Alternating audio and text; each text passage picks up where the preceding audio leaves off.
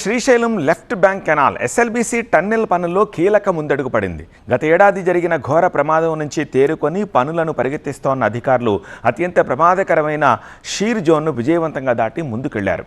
సొరంగం పనులను మరింత వేగవంతం చేసేందుకు జపాన్ నుంచి అత్యాధునిక యంత్రాన్ని తెప్పించారు. ఈ నేపథ్యంలో ఎస్ఎల్బీసీ టన్నెల్ లేటెస్ట్ అప్డేట్స్పై స్పెషల్ రిపోర్ట్.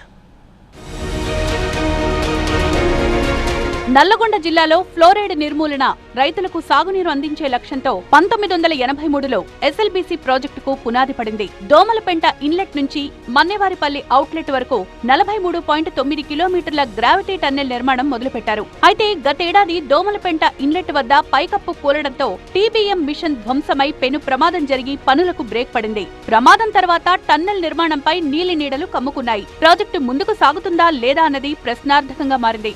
బట్ ప్రభుత్వం సాంకేతిక కమిటీని ఏర్పాటు చేసి హెలిబోర్న్ మ్యాగ్నెటిక్ జియోఫిజికల్ సర్వే నిర్వహించి ఈ ఏడాది ఫిబ్రవరి 16 నుంచి పనులను పునః ప్రారంభించింది. ఎస్ఎల్బీసీలో ప్రమాదం జరగడానికి ముందు దోమలపెంట ఇన్లెట్ వైపున 13.9 కిలోమీటర్ల పని పూర్తయింది. మన్నెవారిపల్లి అవుట్లెట్ వైపు 20.4 కిలోమీటర్లు సొరంగం తవ్వారు. ఇక ప్రమాదం జరిగే నాటికి ఇంకా 9.5 కిలోమీటర్ల టన్నెల్ తవ్వకం మిగిలి ఉంది.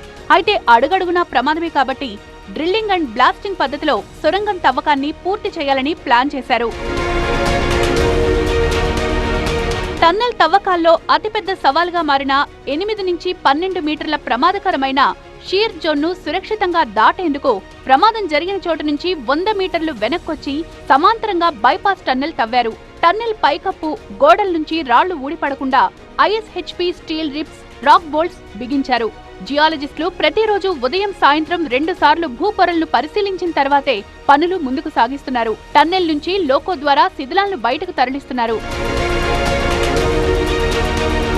ఇప్పటి వరకు మన్నెవారిపల్లె వైపు 379 మీటర్లు, దోమలపెంట వైపు 136 మీటర్లతో కలిపి ఇరువైపులా మొత్తంగా 515 మీటర్ల టన్నెల్ తవ్వకం పూర్తయింది. పనుల వేగం పెంచేందుకు జపాన్ నుంచి తెప్పించిన అత్యాధునిక 3 బూమర్ మిషన్ ను అవుట్లెట్ లో ఇప్పటికే ప్రారంభించగా మరో నెల రోజుల్లో ఇన్లెట్ లోనూ రంగంలోకి దించనున్నారు.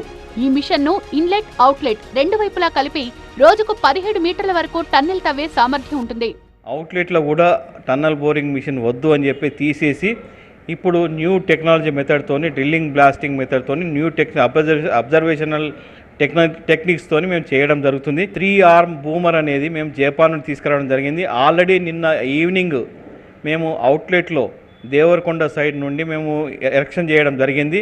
ఆల్రెడీ వర్క్ స్టార్ట్ చేసాము. 3 ఆర్మ్ బూమర్తో వర్క్ స్టార్ట్ చేసాము. ఇన్లెట్లో కూడా మేము తీసుకొస్తున్నాము. అది ఒక 1 మంత్లో ఇన్లెట్లో వస్తుంది. సో రోజుకు 17 మీటర్ల చొప్పున టన్నెల్ తవ్వాలని లక్ష్యంగా పెట్టుకున్నారు.